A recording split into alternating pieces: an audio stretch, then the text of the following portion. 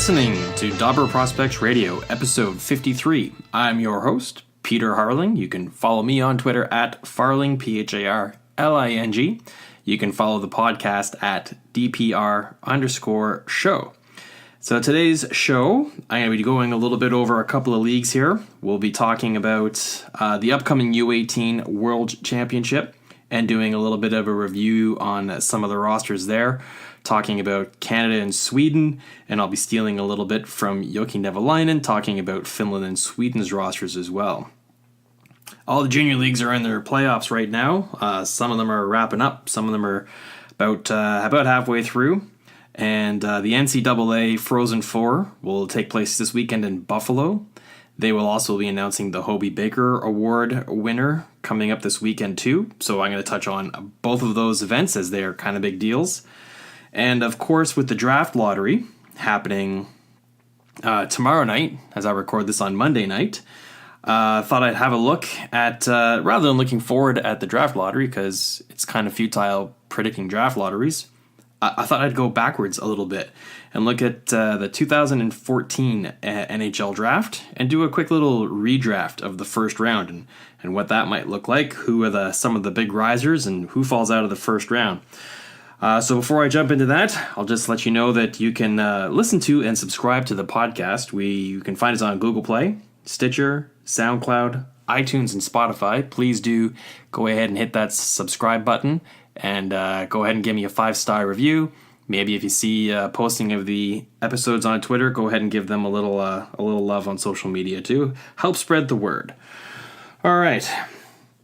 Enough of that. Let's get right into talking about some hockey stuff. I'm a huge draft fan. I love going to the NHL draft. I love doing fantasy hockey drafts, and I love ranking drafts, and so on and so forth. So I think it's really interesting taking a look back and looking at drafts and seeing where teams picked players that they picked, who were the hits, who were the misses, and if it all went down again, what it might look like. So let's take a look at that right now in the 2014 draft. This was the draft where the Florida Panthers had the first overall pick, and they picked Aaron Ekblad, followed by Buffalo, Edmonton, Calgary, taking Reinhart, Draisaitl, and Sam Bennett. This was a very fun draft, and there are some huge players moving up in the rankings. There are some players that fell way off right out of the first round, right out of the top 5. And so without any further ado, let's take a look at that. So the redraft first overall pick belonging to the Florida Panthers, they changed their pick and they go move Leon Draisaitl up 2 places and take him with the first overall pick. I mean, Aaron Ekblad is a great defenseman. He's certainly a number 1D, kind of an anchor on their blue line. He's ended up with some concussion issues, though, and I wouldn't say that he's disappointed at all. But you look at Leon Draisaitl and what he did this season especially, and it's hard to pass on that. Number 2, we look at the Buffalo Sabres, and they went ahead and took Sam Reinhart with the second overall pick back in 2014. They get a mulligan on that, so they're going to move David Pastrnak up 23 places, almost out of the second round. He was a late first-round pick, and they're going to go with Pasta. He's proven to be a dynamic offensive winger. He's still very young, still has upside to go on his point totals. It'd be hard really to pass on David Pastrnak. This is a lottery that the Edmonton Oilers didn't really win. They got the third overall pick. They took Leon Draisaitl, and they're going to have to redo that because Florida took him at first. So they're basically swapping picks, and Edmonton's going with Aaron Ekblad. I think one of Edmonton's potential shortcomings is the lack of depth they have on the blue line. Aaron Ekblad, well, another young player surrounding other young players. He's very mature for his age. He has been his whole career. It led to him getting the exceptional status. That would give Edmonton 2 exceptional status players on their roster with McDavid and Ekblad. So that was my reasoning behind Edmonton taking Aaron Ekblad. 4th overall pick, the Calgary Flames took Sam Bennett. On draft day, this is a player I thought should have gone a little bit higher, maybe. In hindsight, maybe not. Still not disappointed with the production he's been able to put up in the NHL, but given the choice between Sam Bennett and Dylan Larkin, Calgary Flames are going to go with Dylan Larkin. He's just had a bitter impact in the NHL, so he jumps up 11 places and goes at 4th. 5th overall, the New York Islanders. They had 2 picks in the first round of this draft, and they pooped the bed on both of them. Michael Dal-Cole is a player who was a prolific junior scorer in the OHL, carried the Oshawa Generals for a few seasons, took them to Memorial Cup, tried to take the Kingston Frontenacs back, but they fell a little bit short. He falls out of the first round entirely. He has failed to really make an impact in the NHL. He still might yet. I mean, give him some time. He made the NHL pretty much this year, but he had some really slow adjusting time to the pro game. So they swap out Michael Dal-Cole and they go with Braden Point, who jumps up 74 places into 5th overall. Hard to argue with the point machine. He's just been dynamite. He's going to get paid this summer. The number 6 overall pick, the Vancouver Canucks redo Jake Virtanen. This is a pick that has irked many a Vancouver Canucks fan. And so this gives them an opportunity to do a do-over. And they go ahead and take William Nylander and move him up 2 places, stealing him from the Toronto Maple Leafs. Number 7th overall, Carolina Hurricanes took Cale Fleury, and you could argue that pick hasn't really panned out yet. He's bounced around a little bit between the AHL and the NHL, not really made an impact on the NHL yet. And anyhow, so they decide to change it up, and they're going to take Sam Reinhart, since he's dropped down 5 places from his original draft pick at 2nd overall. And the Carolina Hurricanes get themselves a center in Sam Reinhart. 8th overall, Toronto Maple Leafs lost the ability to pick William Nylander, so they go ahead and take another player who's fallen down the standings a little bit, and 4 places. They pick up Sam Bennett from the Kingston Frontenacs, and I just talked about Bennett and what I like about him, so a little bit of homerism there maybe on that pick. But it's my podcast, I can do what I want. 9th overall, Winnipeg Jets. They picked Nick Ehlers at 9th overall in the 14 draft, and they do it again. He slots in really nicely, right where they picked him. I think that was a very reasonable pick, and they are quite happy to go with him again. Number 10, Anaheim Ducks. They took Nick Ritchie. Not a bad pick at all, actually, and I thought about giving Nick Ritchie to Anaheim here as well. I'm a really big Nick Ritchie fan. Saw a lot of him play for the Petes. I think he's going to be a better impact player than he's been so far.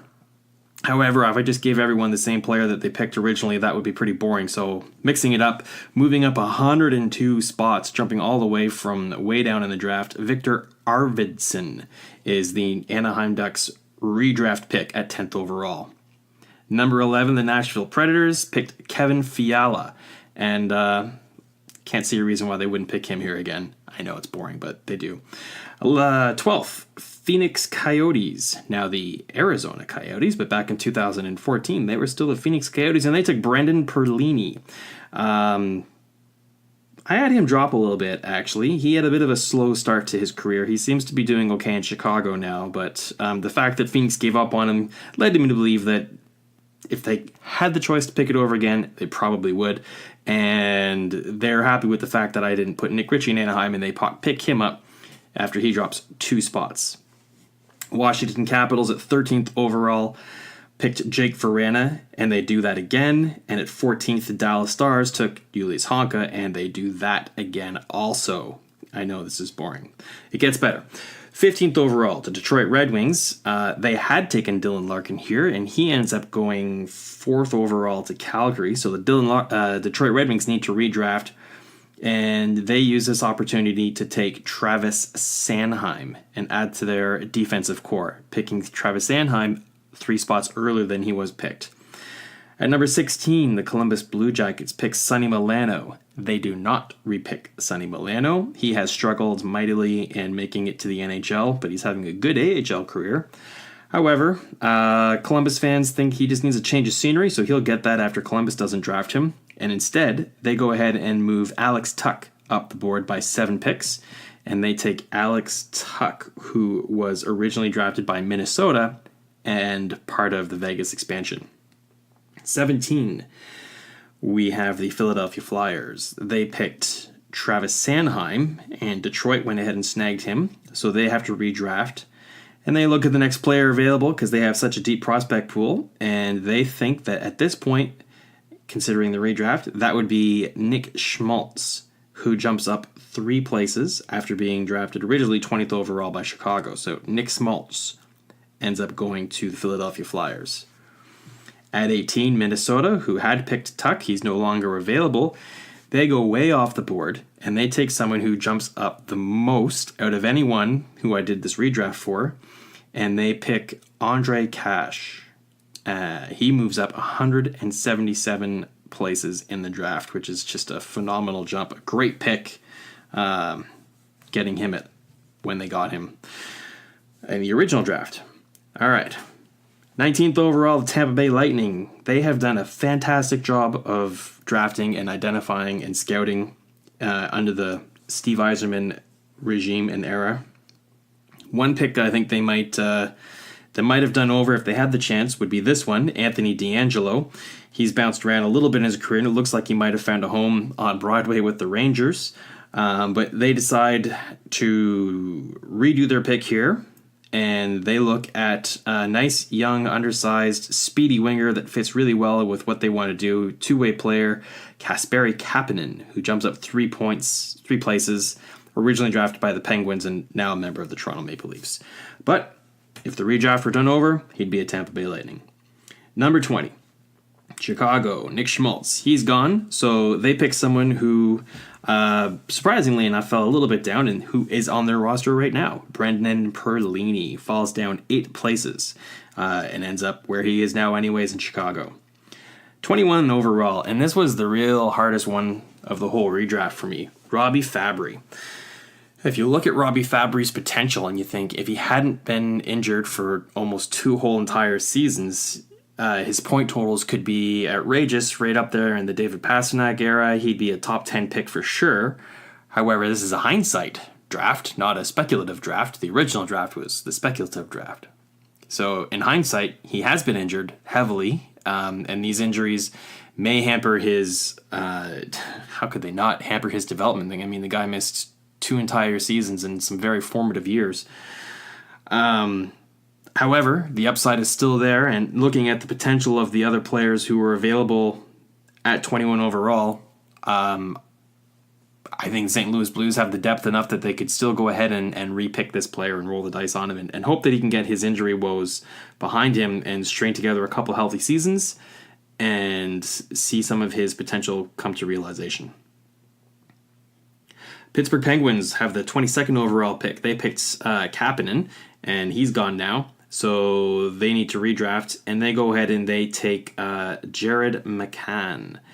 Jared McCann goes to the Pittsburgh Penguins. They need themselves a defenseman, and so he actually moves up 2 spots in the draft, which might be surprising for some Vancouver Canucks fans who weren't super high on him, and he's now a member of Florida Panthers, I believe it is. 23, Colorado Avalanche. They went ahead and took Connor Bleakley, the only player who has yet to play an NHL game in his career that was taken in the first round. He, of course, is not reselected here, maybe not picked in any round. So the Colorado Avalanche look to get a do-over on that mistake, and they go and move Oscar Lindblom up 115 places and take him at 23rd overall. 24th overall, Vancouver Canucks. Fans will be not disappointed to see that Jared McCann's not available to them anymore. So their solution to that is to move 34 places up Christian Dvorak, move him from the second round into the first round. Really like Christian Dvorak. I think he's got a good all-around game and some good offensive upside. Could fit on the wing there nicely in Vancouver. I think he's a player that has trended up since his draft. 25th, Boston Bruins. They originally picked David Pastrnak, 25th overall, which I think was the very best pick in this whole entire draft. Outstanding value for where they got him. Unfortunately, they can't pick him 25th again, so they got to redo that. But they go with a player that they picked anyways, and I think Ryan Donato is the best player available at the 25th overall spot. That would move him up 31 places. So it looks like Boston had themselves a really good 2014 draft. Montreal Canadiens had the 26th overall pick. They picked Nikita Scherbak. They have since exercised him out of their system and gave him away to the Los Angeles Kings, who took a flyer on the reclamation project. So the Montreal Canadiens repick here. Obviously, they don't take Scherbak again. And they go pick a player who falls down from the top of the first round. Still stays in, though, Jake Virtanen.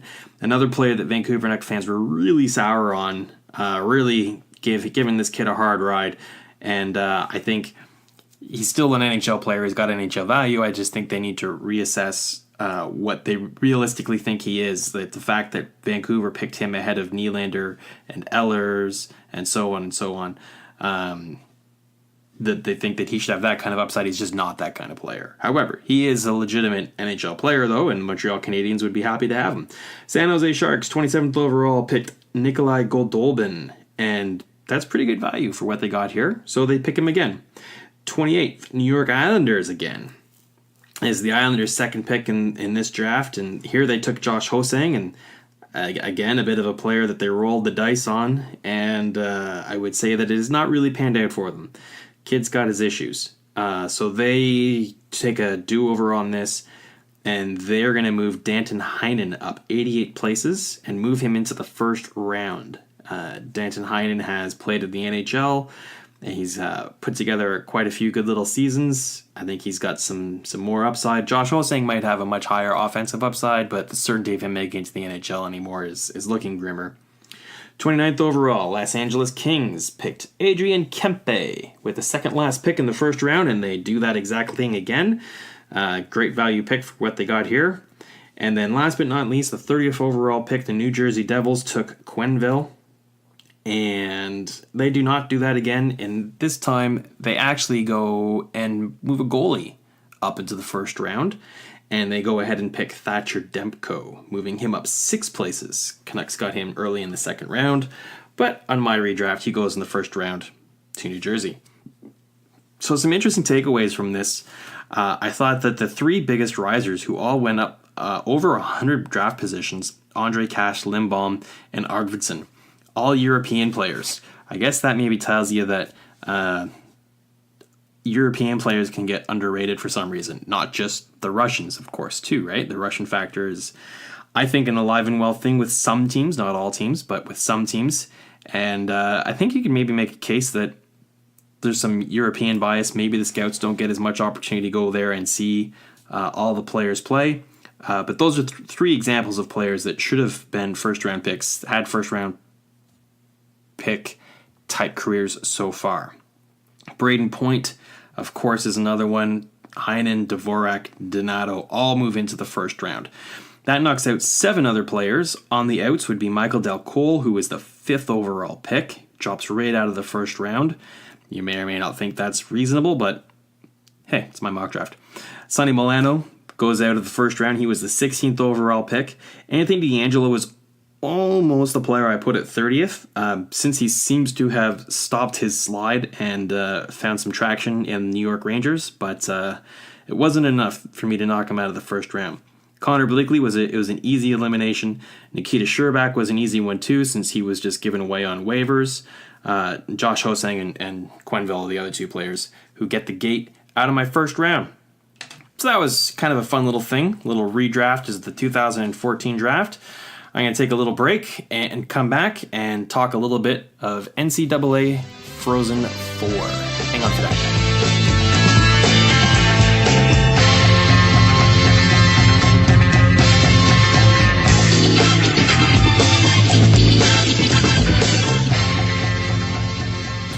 All right, let's talk a little college hockey, and I'm going to start off with the Hobey Baker Award.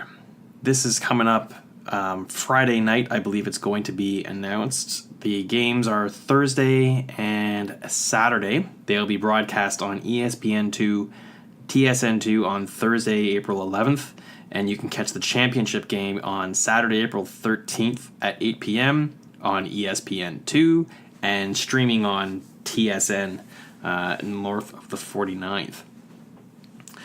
And they're going to announce the Hobey Baker Award. There's a long list of players who are nominated for the award. And rather than go over all of them, I thought I'd just narrow it down to the top 10 finalists and give you a little bit of a rundown on these guys. So in no particular order, the first player I had is Joe Duszak. He is a junior. He's a defenseman. He played for Mercyhurst, and he was signed as a free agent recently by the Toronto Maple Leafs, so his college career comes to an end. He's a little bit under the radar, and actually I just listened to a new podcast today that covers fantasy hockey prospects as well, so I'm not one of the only ones anymore. It's called Fanalytic and Scouting Podcast. And I highly recommend you giving it a listen. They have 3 episodes out so far. I listened to I binge listened to all 3 today. Loved it, and highly recommend you give them a listen. One of the players they talked about was Joe Duszak, and their comments were that he's coming from non-traditionally recognized hockey markets and not tremendous team and division in the NCAA. So he's a kind of player that flies under the radar a little bit. However, he had a pretty great season, obviously nominated for the Hobey Baker. Toronto Maple Leafs gave him a contract, so it'll be interesting to see how he does and if he can have any sort of fantasy value. The next player is Adam Fox, also a junior, also a defenseman. He played with Harvard this year, so he has a year to go, and he's a Carolina Hurricanes prospect. They acquired him in that trade with Calgary that brought Dougie Hamilton and Michael Furland over as well. And there's been a little bit of speculation with this player throughout his career, whether or not he would sign, like even going back to when he was in Calgary. Calgary obviously got the vibe that he wasn't that he was going to play out his 4 years of junior, and then exercise his right to become an unrestricted free agent. And it looks like that's what he's going to do. There was some news about that he told Carolina he wouldn't be signing, then he'd be going back to play in Hartford next year. So maybe Carolina looks to trade his rights if they think that he has a specific team in mind that he wants to play for. Maybe they can get some sort of compensation rather than losing for nothing. The next player was the leading scorer, Taro Hirose.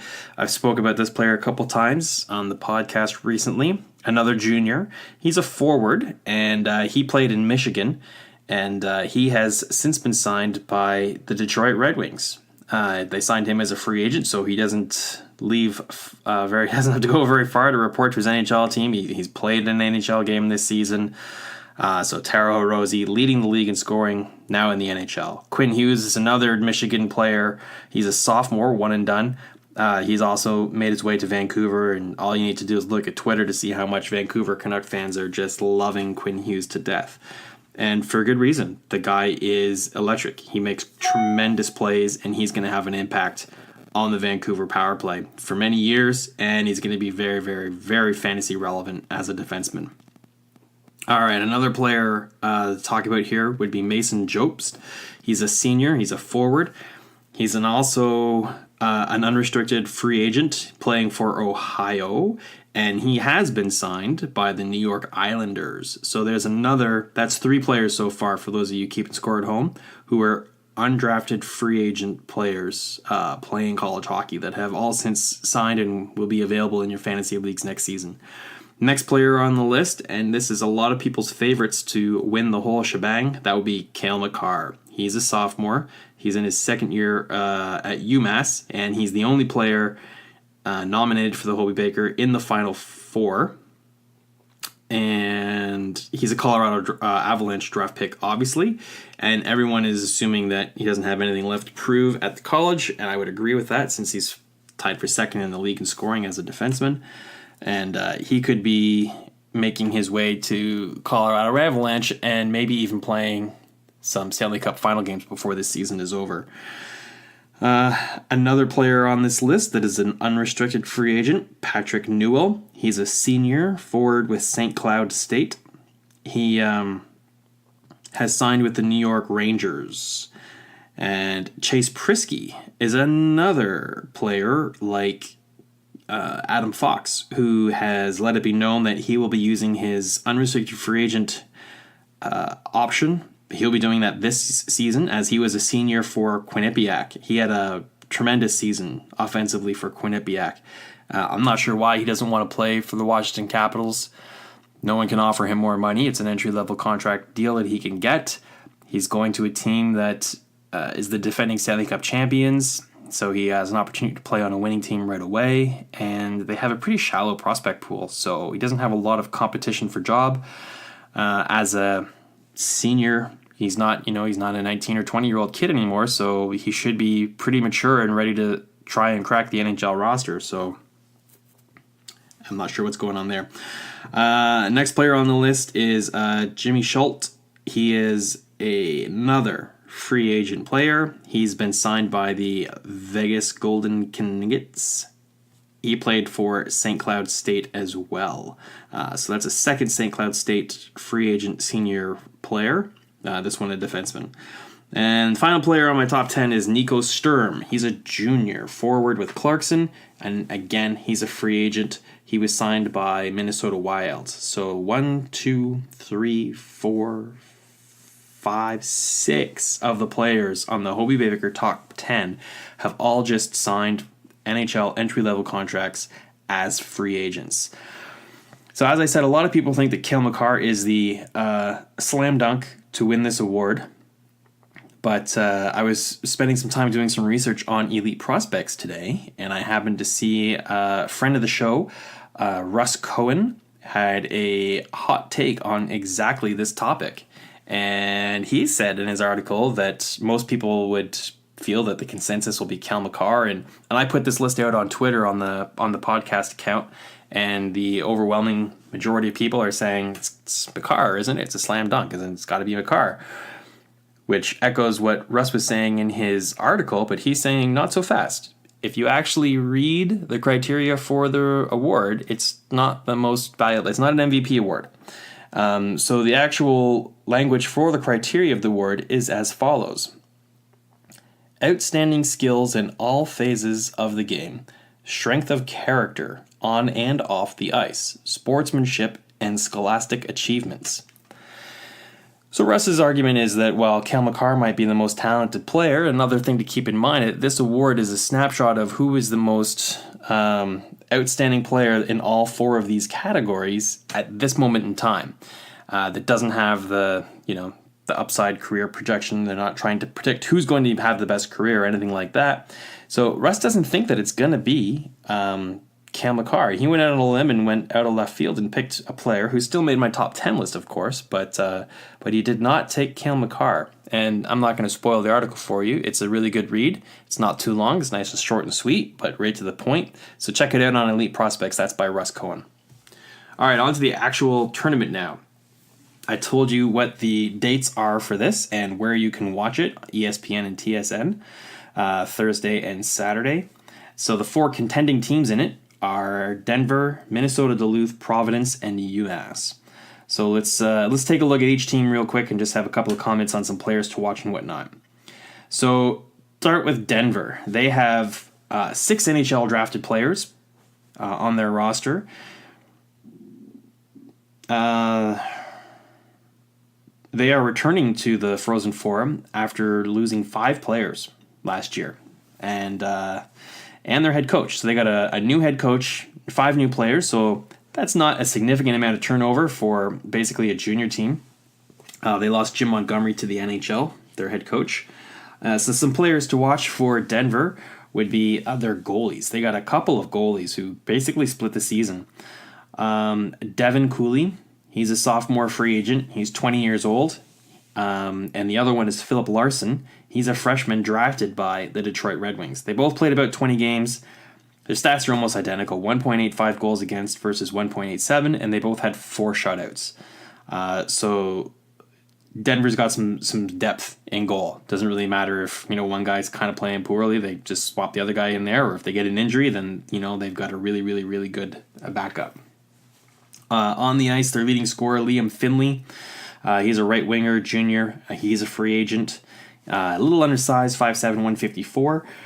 But he's got a pretty good stat line. 40 games, he's got 16 goals and 36 points. So if I get a chance to watch these games, he's a player I'll be looking for. Another player I really want to look for is Mathias-Emilio Pettersson. He is a freshman. Calgary Flames drafted him in the 18th round. In 2018. 167th overall. Not a big guy, 5'10", 172, but man, he's got 30 points in 40 games. So this is a prospect player that is trending up pretty fast and should really be on your fantasy radar. His Fantrax ownership is only 5%. This is, again, a player that they talked about on Fanalytica podcast. One more player for Denver. You might know the name Ian Mitchell. He's a defenseman drafted by the Chicago Blackhawks back in 2017, 57th overall. He's a sophomore, so second season. In his first season, he had 41 points in 30 games. This year, he had 38 points in 27 games, so pretty stagnant production there. Played a few games less, though, because he made it to the World Juniors for Canada. He played 5 games and had 3 points for Canada at the World Juniors. All right, moving on to the Minnesota Duluth Bulldogs, who are the defending champions. And so they return to the Frozen Four again. And if they repeat as champions, they'll be the first team to do it since 2004 and 5 when Denver did it. They have all 6D and their starting goalie returning from last season. So their defensive core is pretty impressive. They have 7 NHL drafted players as well, which is pretty solid. Denver had 6, so I'll keep a running score on that. Some players to watch for the Bulldogs, as I said, was their D. So first and foremost, Scott Perunovich, St. Louis Blues pick from 2018, 45th overall. He's a sophomore. He had 29 points, led the team in D scoring in 37 games. Another player that I really like, I've talked about him before on this podcast in his draft year back in 2017, would be Mikey Anderson. I really like him. He was picked 103rd overall by the Los Angeles Kings, also a sophomore. He only had 24 points in 38 games, but that's actually not bad for a defenseman. That is good offensive production, and he's a physical defenseman, so it's nice to see him developing the offensive side of his game. Really translates well to fantasy hockey. The other big defenseman that you want to watch for with Minnesota is Dylan Samberg, Winnipeg Jets pick, also from the 17 draft. He was picked 43rd overall. He is also a sophomore. So, man, the Bulldogs really added 3 solid defensemen to their roster 2 years ago. He has 17 points in 37 games. A couple more players. Noah Cates is a Philadelphia Flyers prospect. He's the left winger there. He was picked in the 17 draft as well, 137th overall. This is his first season. He's a freshman, and in his first season, he's got 22 points in 38 games, so that's relevant. And their goalie is Hunter Shepard. He is a free agent. He's a junior, so he's 1 more year of eligibility. He may be back, but he's already got a pretty winning pedigree in college, so look for someone to maybe look to try and lure him into the pro level. He's 23 years old, average size, 6'2", 209. That might be a little short by NHL standards these days, but he had 6 shutouts in 40 games and a 182 goals against average, so pretty solid stat line, I would say. Riley Tufte is another player on Duluth. Dallas Stars first round pick. Keep an eye on him. Moving on to the Providence Friar. So this is a veteran team. They've got 6 seniors and 7 juniors. They also have co-captains, which is kind of interesting. Jacob Bryson and Casper Bjorkqvist. So I wonder, usually after a championship game, they award the championship trophy to the team captain. And in this case, they've got 2 guys. So it's not unprecedented. I just think it's weird. And they have 9 NHL players picked on their roster. Here are some players you want to watch. It's a free agent. One of the top players on their team is a not drafted player, Josh Wilkins, his center. He's 45 points in 39 games. That's pretty outstanding. 5'11", 181. So not too big, not big at all, but not too small. And he should be looking for a free agent contract here, especially if he can lead Providence to a championship. Jack Duggan, he is a left winger. He's a Vegas Golden Knights prospect. 17 draft, 142 overall. He's got 39 points in 40 games for a freshman. That's outstanding. That's a point-a-game production in his first year. So Jack Duggan, making Vegas look pretty good for picking him 142nd overall. Jacob Bryson is their top-scoring defenseman. He's a Buffalo Sabres prospect. 17 draft again, 99th overall. He's in his junior season, so he may be back for one more year. No rush to put him into the Buffalo Sabres situation. 27 points in 41 games is pretty good for a defenseman, so lots of potential with Bryson. Jay O'Brien is a Philadelphia Flyers first-round pick from 2018. He's 19th overall, and he's a freshman.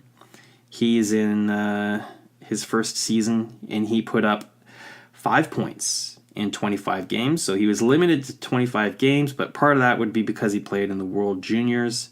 He had 7 games at the World Juniors. Didn't score there either. So not a lot on the stat line with Jay O'Brien. I'm not going to lie, I haven't watched a Providence game all season, so I'm not sure what his deployment was like or what his ice time was like. It's worth watching, though, because he's a Philadelphia Flyers first-round pick, so we'll see what he can do in this tournament. Tyce Thompson is another player here to watch. He is a draft-eligible player, actually. Not too often do you see draft-eligible players playing in the NCAA, but here's one here. He's a freshman. He's got 25 points in 41 games, 8 goals, and 17 assists. So that was Tyce Thompson. And the last player for Providence is their goalie, Hayden Hockey. I want to call him hockey, but that just sounds like the game hockey. It's spelled Hawkey. So, Hawkeye? Is he missing an E on the end? Anyway, he's an Edmonton Oilers draft pick. Picked in 2014, so he goes back a little bit. He is a senior. He was picked 177th overall, and he's got arguably the best stats at any goalie in the tournament. 40 games, 8 shutouts, 187 goals against average. That's pretty impressive. So he'll be turning pro next year for sure, and probably playing a little bit in the AHL. And the last team, the UMass, the Massachusetts Minutemen. It's a terrible name. Of course, everything starts and ends with Cale Makar with this team. He is the player to watch of the tournament. He's the player to watch in any game that the Minutemen play. He had 48 points in 39 games as a sophomore. That's outstanding. Don't forget he's a defenseman. He tied for second in the NCAA in points. So the next stop for Cale Makar is the NHL. Like I said, he could potentially play for Colorado in the Stanley Cup playoffs if they play long enough. 2 more players from UMass. Jacob Pritchard. He's a left wing senior. He's a free agent. He played 3 years at St. Lawrence, and then he made the move to UMass, and his stat line with St. Lawrence was anything but spectacular, and then he exploded this season with UMass all the way up to 45 points, I think it was. And then one last player to talk about from UMass is another 2019 draft eligible. That's Mark Delgazo. He's an overager, so this is his freshman year, but he's 19, so he was eligible and not drafted last year, and he'll be eligible again for the NHL draft in his freshman season. He's 19 years old. He's a 99 born, late birthday in 99, born in October. He had 27 points in 39 games for UMass. So that's it. That's a preview for you for the Frozen Four tournament coming up. Some players to watch. Hobie Baker Award speculation. All these players I talk about should have some fantasy relevancy to them. Some of them are owned. You might own them in your pool, so this would be a great way to track their progress and see how far they are away from contributing stats to your fantasy team. Or, should it be hold on to them, wait till a season or 2 more, or you maybe look at these guys and think you can let them go. Great tournament to watch. I hope I can catch some games. And we'll be back in a little bit. I'm going to shift gears internationally and talk a little U18s. All right, hang on.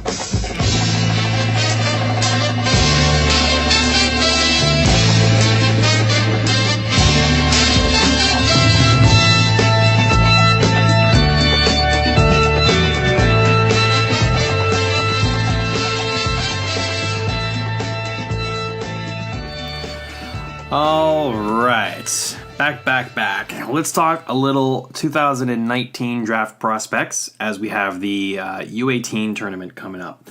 So for all you hockey junkies out there and draft junkies like me, this is kind of your last opportunity to get a look at the best in class for the upcoming NHL draft. There'll be some players exempted, of course, as their junior teams are still competing in postseason in their respective leagues, and some players just inexplicably weren't named to the team, and then you've got some other players who chose to play somewhere else. However, the lion's share of top prospects will be available for this draft. So if you're interested in draft previewing and looking at who the next wave of top prospects will be in the NHL, this is a great tournament for it. Better than the World Juniors, because the World Juniors consists of almost entirely drafted prospects, but a few outliers that are draft eligible. So let's take a look at some of the rosters. Let's start in Canada. So the tournament, by the way, I should say, starts in April on the 19th and goes for 10 days to the 29th. It's going to be held in, I think it's Sweden this year. So there'll be, in North America here, there'll be a lot of early games and PVRing as the timelines just don't match up. So the Canadian roster has been announced, and I took some liberties of trying to forecast what I think it might shake out like. I'm probably way wrong, so I apologize in advance. But put a little bit of emphasis on some of the draft eligible prospects that are first-round players or players of prominence. So Canada's forward lines, first line could look something like Alex Newhook, who's playing in the BCHL and is one of the more underrated players in the draft.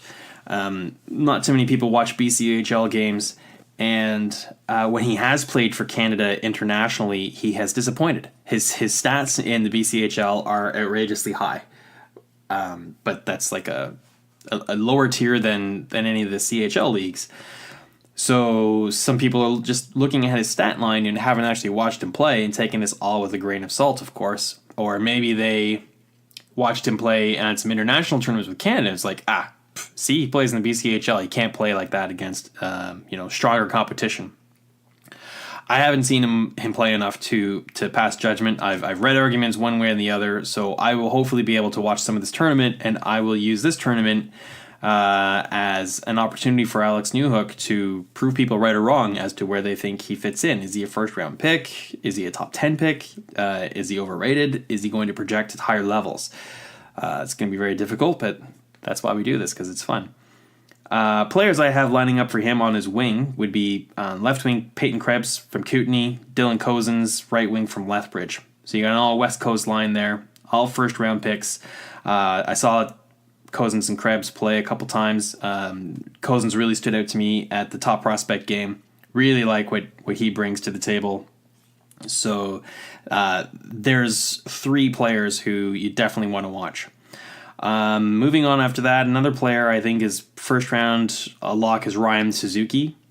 And after that, maybe not any player is going to make it into the first round for Canada on the forward rosters. Braden Tracy and Nathan Laguerre are two wingers I would project on the second line. Connor Zary, Jean-Luc Foudy, Jacob Perreault would make a nice third line. Keanu Warshkruk and Mavry Bork and Andrew Leperrier round out the fourth line. On defense, some players to watch would be Thomas Harley and Jamie Drysdale. Thomas Harley is a left shot D playing with Mississauga. Jamie Drysdale's a right shot D playing with Erie. So they're coming from the same league. And Canada's got a really nice left-right balance. All the players on the left side are left shots, and all the players on the right side are right shots. After that, Lucas Comrie and Caden Korzak I would put on the second tier, and Michael Vukovic and Braden Schneider on your bottom 6, with Damon Hunt as your flex defenseman. Jamison Reese is your extra forward as well from Sarnia Sting. In goal, I think you'll have a competition for starting goalies. I don't think I'd rank any of these guys as a surefire lock as a starting goalie. I ranked them as the following: Taylor Gauthier from Prince George, Jonathan Lemieux from Val d'Or, and Dylan Garland from Kamloops. I should also mention the seedings for the tournament. Group A will consist of Finland and Canada and the Czechs and Belarus and Switzerland. And Group B will be USA, Sweden, Russia, Slovakia, and Latvia. So look for either Canada or Finland to come out of Group A, and USA. And I haven't seen Russia's roster yet, so Sweden's looks all right, but I think USA would probably be the team to beat overall in the entire tournament. They have a pretty strong roster. Hey, that's a nice segue, Pete. Let's talk about USA. So USA hasn't announced their team, but a lot of the players who play for it, I think, would be coming from the NTDB program. Jack Hughes is reporting to the team, apparently, so he'll be front and center. He'll be looking to stand out. He kind of maybe lost a little bit of momentum in his draft race for first overall at the World Juniors, going head-to-head against Capo Caco.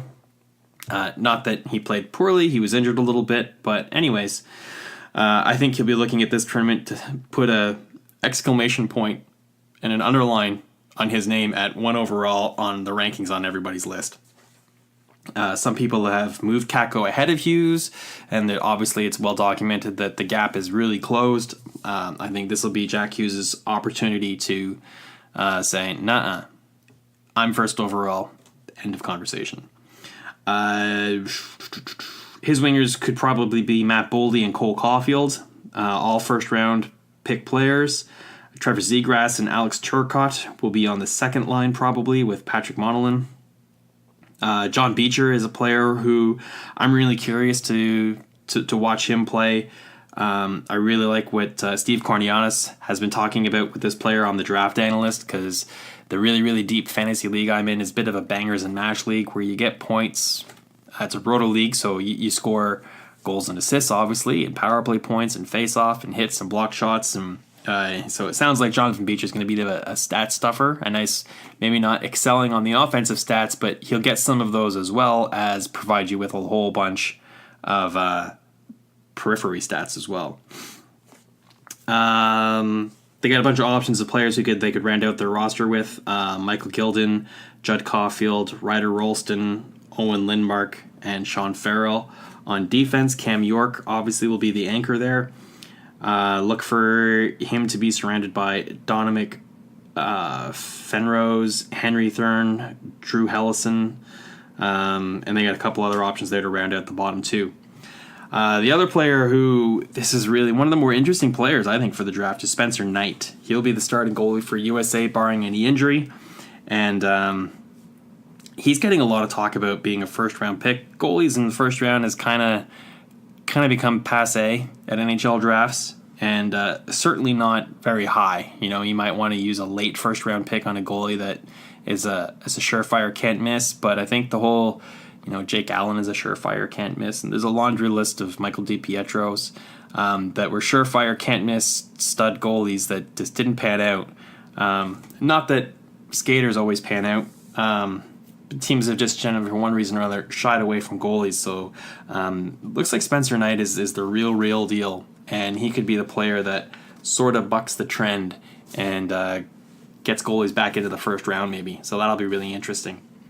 The next two lists were compiled for me by Yoki Nevalainen. He doesn't really know that, but thank you, Yoki. He had a prospect ramblings on Dauber Prospects, and it was basically exactly this. He was looking at the U18 rosters and predicting, looking at what the teams had tweeted out as their short list for players, and so he went ahead and compiled a list. And honestly, I don't watch a lot of European junior hockey, so I default to guys like Yoki, so it was really nice of Yoki to do this for me without even me asking for him. So thanks, Yoki. Go ahead and check that article out on Dobber Prospects, and follow Yoki Nevalainen on Twitter.